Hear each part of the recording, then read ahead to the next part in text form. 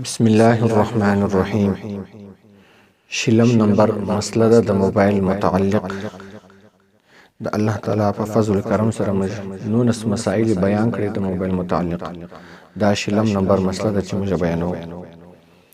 دا مسله هم ډیره اهمه او ډیره لازمي مسله ده. مسله دا رقم ده یو چا پوښتنه کړې ده وی کچيري موبایل نجس اوبو ته ولويږي یا یو بل نجاست ته موبایل ولويږي.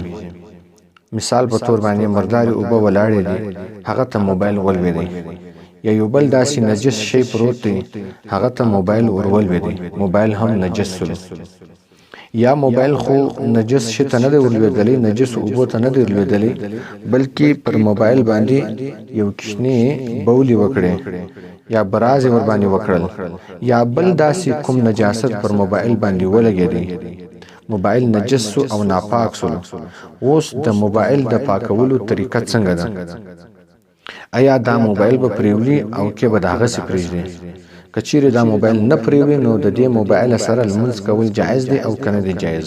چې دا موبایل په جیب کې د سړی پروت وي یا د سړی په لاس کې وي نو د دې سره بیا لمونځ کول جایز دی او که جایز نه دی؟ الجواب بتوفیق الله تعالی. موبایل چې کله نجس اوبو ته ولويږي یا بل داسې کوم نجس شي ته ولويږي، هر نجس شي چې وي چې موبایل هغه ته ولويږي نو په دې سره موبایل هم نجس کیږي، مرداري ناپاکه کیږي.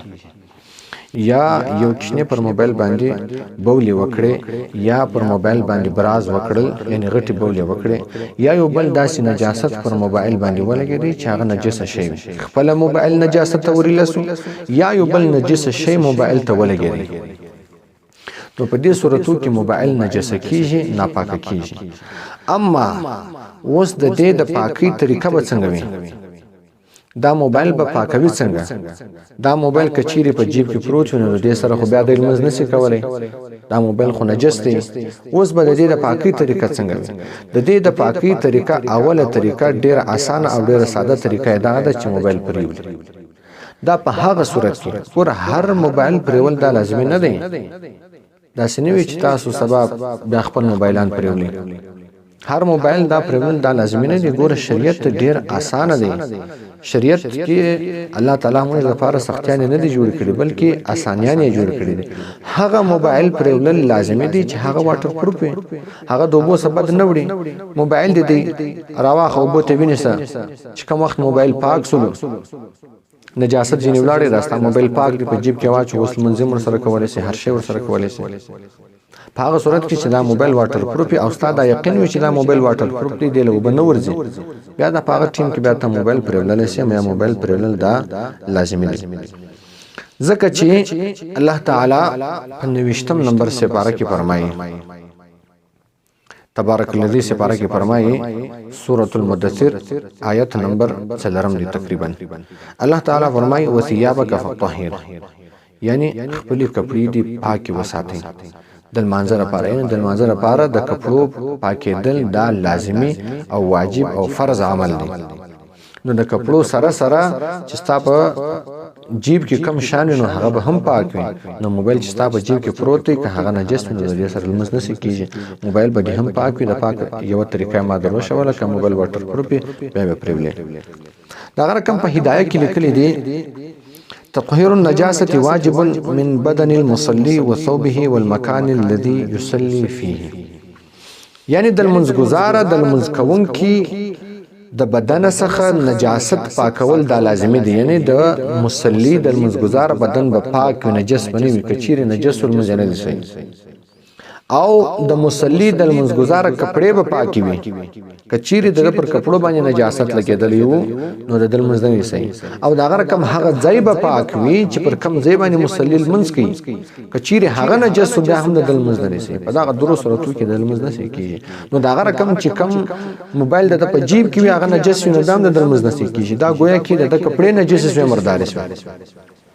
نو موبایل دا رقم پاکول لازمي دي که چیرې واټر پروف اما که چیرې موبایل واټر پروف نه وي هغه د اوبو څخه بد وړي نو بیا د دې پاکولو طریقه ډیره اسانه ده هغه دغه طریقه ده چې یو کپړه دې راواخلي چې کم وخت پر موبایل باندې نجاست ولګېږي په هغه وخت کې سم دستي کپړه دې راواخلي او پر هغه دې پر موبایل باندې تیره کړي دا نجاست دې ګرده په پاکي داسې دې په پاکي چې د نجاست اثر لا نشي پاته پر موبایل باندې بس بیا دا موبایل پاک شو د پاکي داسې اسانه او ډېر ساده طریقه ده ګوره اسلام دین شریعت دا ډېر اسانه دی کوم تاسو پر دې باندې عمل وکړو ډېر اسانه دي سختیانې په دې کې نشته چې خامخا لازمي وي پرېولې دا لازمي دي یا ډېر ضروري نه که چیرې موبایل د اوبو څخه بد وړي بیا پرېولل نه دي لازمي صفا کپړه دې راواخیستله پر موبایل دې تېره کړله چې کوم وخت نجاست پر ولګېدي نجاست ایسته سولو بولې وې یا براز ولو یا غټې بولې وې مکشنې پر کړې وې چې لاس کپړه دې داسې پر تېره کړه هغه صفا سول بس تا موبایل پاک سول او صفا سول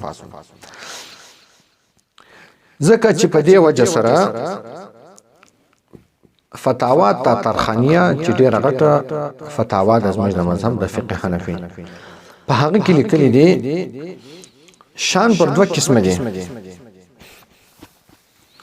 د فتاوا عبارت بیا زه وروسته تاسو ته بیانوم اول زه تاسو دا خبره کوم چې ګوره دوه قسمه شان راځي دا اعیان چې موږ ورته وایو اعیان شیان دا پر دوه قسمه دي یو دا قسم شی وي چې هغه د نجاست په ځان باندې اخلي لکه دا لنګوټه ولا کپړه لنګوټه صدري خولي یا بل داسې کپړه دا نجاست په ځان باندې اخلي چې پر دې باندې چې بولې وسی یا ته اوبه پرتې کې مردار او بچار شي پرتې کې دا د نجاست په ځان باندې واخلي داسې دویم هغه رقم شی دی لکه شیشه لکه وسپنه لکه بل داسې چمکدار شي شوي شي چې پر هغه باندې شي نه درېږي دا بیا نجاست پر ځان باندې نه اخلي یعنی اوبه په ځان باندې نه اخلي او ګوره دغه دوه قسمه شان نو فتاوا تاطرخانیه کې لیکلي دي چې دغه رقم شي چې هغه د وسپنې په رقم وي بالکل چمکدار وي شوي شي وي که پر دغه رقم شي باندې چیرې نجاست ولګېږي حواله به ان شاء الله تاسو ته پر سکرین باندې معلومیږي او که چیرې که پر دغه رقم شي باندې نجاست ولګېږي نو د دې د نجاست طریقه دغه ده يطهر بالمسح بخرقة إذا كان الحديد ثقيلا غير خشن كالسيف والسكين والمرآة ونحوها یعنی د اوسپنې پر رقم شی که چیرې پر دې باندې نجاست ولګول کېږي نو د دې د پاکولو طریقه دغه ده چې یو کپړه دې راواخلي او هغه دې پر دې باندې مسح کړي نه پر دې باندې دې تېره کړي چې کله هغه نجاست ختم شو به دغه شی پاک دی بشرطه کې د هغه شی چې هغه بالکل د اوسپنې پر رقم ماده ټول چې داسې شوی وي نجاست په ځان نه اخلي اما داسې شی چې هغه نجاست په ځان باندې اخلي دا وبکه شی لکه کپړه نو بیا د دې د پاکي طریقه دغه نه بیا د دې د پاکي طریقه دغه نشته ورته پرېولې د هر شي د پاکي طریقه خپل جلا جلا طریقې راځي د ځکه د پاکولو طریقه جلا ده د څا د پاکولو طریقه جلا ده د کپړې د پاکولو طریقه جلا ده هغه به ان شاء الله موږ خپل وخت سره بیانوو خو د موبایل د پاکي طریقه دغه چې ما تاسو ته بیان کړل